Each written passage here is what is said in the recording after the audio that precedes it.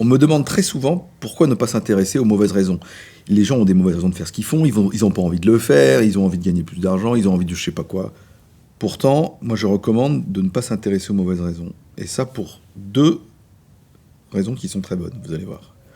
La première, c'est que les mauvaises raisons, elles existent, mais qu'on a vraiment beaucoup de mal à en faire quelque chose. Par exemple, vous avez le cas d'un conflit entre deux dirigeants. Il y en a un qui manifestement ne veut pas lâcher le pouvoir. Qu'est-ce que vous allez faire avec ça ? Vous allez le voir et vous allez lui dire « Tu veux pas lâcher le pouvoir, c'est pas bien ?» pour le sermonner.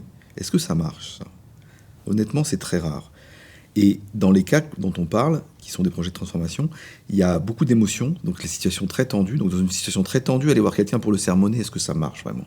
Moi je dis, ça marche dans des cas extrêmement rares, et donc c'est pas très efficace de s'intéresser aux mauvaises raisons. Deuxième argument, qui est plus positif, c'est que oublier pour un moment les mauvaises raisons, ne se focaliser que sur les bonnes raisons, crée une ambiance coopérative. Ça détend l'atmosphère, et c'est pour moi l'argument principal pour lequel on s'intéresse aux bonnes raisons. Ça crée une ambiance, une atmosphère où on a envie d'être ensemble, on est unis autour d'un problème à résoudre, et ça crée une ambiance positive où on pourrait même aborder ces mauvaises raisons, mais bon, c'est une autre histoire.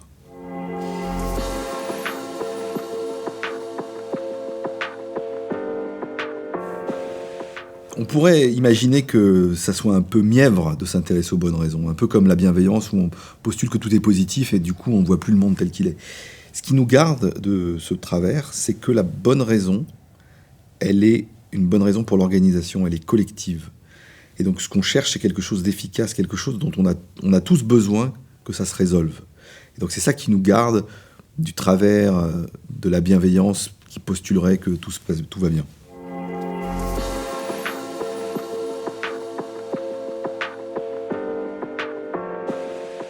Pour illustrer cette question des mauvaises raisons, je vais prendre le cas de deux frères, Paul et Jean-Luc, qui dirigent une ETI familiale. Ils ont repris la société de leur père qui était toute petite et ils ont créé des filiales. Il y en a une qui a connu un énorme succès, donc ils ont été amenés à la revendre. Et force de ce capital, ils ont continué à créer d'autres filiales, de se diversifier. Mais dans la deuxième partie, ils étaient beaucoup moins successful, ça marchait beaucoup moins bien. Qu'est-ce qui s'était passé ? Au début, quand ils étaient jeunes et qu'ils étaient forcés par la nécessité, dès qu'ils créaient une filiale, ils s'engueulaient. Il y avait beaucoup de conflits. Et puis, une fois qu'ils ont eu l'aisance économique, ils ont arrêté de s'engueuler parce que c'était des gens très bien élevés, qui aiment bien être aimables avec tout le monde. Des gens bien, quoi.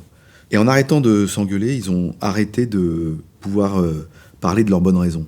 On pourrait dire, ils avaient des mauvaises raisons de se chamailler, deux frères, des rancœurs, des jalousies, une histoire compliqué comme il y en a dans les familles.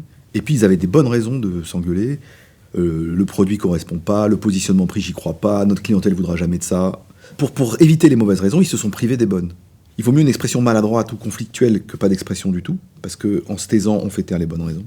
Quand on a des frères qui ont des histoires, des rancœurs, qu'on est consultant, on peut rien y faire. Et donc les mauvaises raisons, c'est souvent ça. C'est souvent des raisons, elles sont vraies, mais on peut pas en faire grand-chose. On voit bien avec l'exemple de Paul et Jean-Luc que c'est pas toujours évident de chercher les bonnes raisons parce qu'il y a beaucoup d'émotions, parce que les situations sont pas simples. Or, mes clients me disaient « Mais Emmanuel, c'est super, on a envie de le faire, mais est-ce qu'il y a une méthode, est-ce qu'il y a des outils pour le faire ?» Donc c'est ça qui m'a donné envie d'écrire ce livre, c'est de se dire pour l'appliquer de manière systématique, cette recherche des bonnes raisons, on a besoin d'une méthode à suivre pas à pas pour nous aider dans ces situations un peu tendues. Donc, c'est ça qui m'a amené à écrire ce livre.